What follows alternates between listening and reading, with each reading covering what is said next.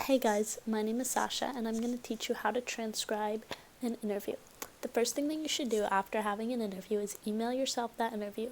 I subject it, interview with Andrew Bott, the headmaster, the person I had my interview with, and then I sent myself the recording. So I'm going to press this arrow, which means download. So now it's right here and I can make my window a little bit smaller. I'm going to drag that onto my desktop.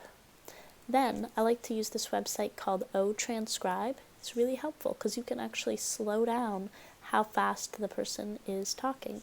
So now I go over here and I see that my recording is right here on my desktop. So I'm going to highlight it, and then I drag it in, and now it's in.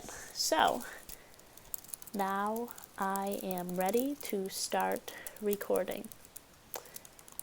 How do I change the speed?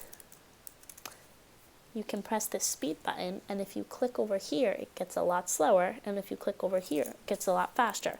I normally slow it all the way down to here because then it's a lot slower and I can type at the speed they're talking, which I find to be really helpful.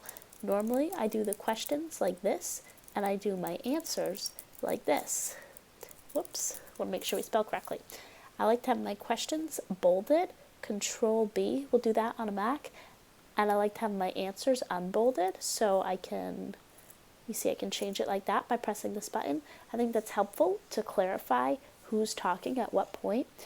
And let's think about it. What happens if the person is saying, I went to the beach over vacation and I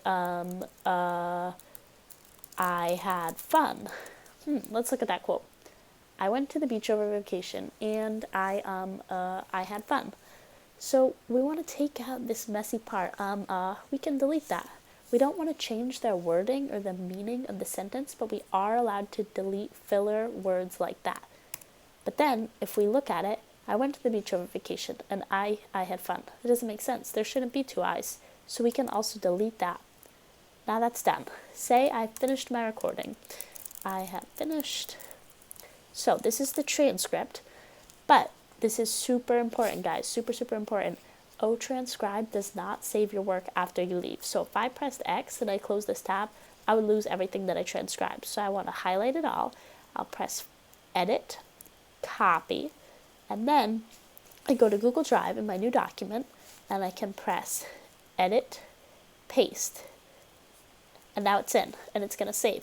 And then I'm going to title this the transcript for my article. So let's say this article is about administration because I interviewed the headmaster. And then I'm going to press the backslash and I'm going to call it transcript or research. You can do both. Let's do research for this. Oh, goodness, I'm not sure what just happened. Administration/research. This tells us what draft it's in. It's in the research stage. So all my transcript will go in here. And then I'll put my name, Sasha. And now I'm done, and it's in my drive.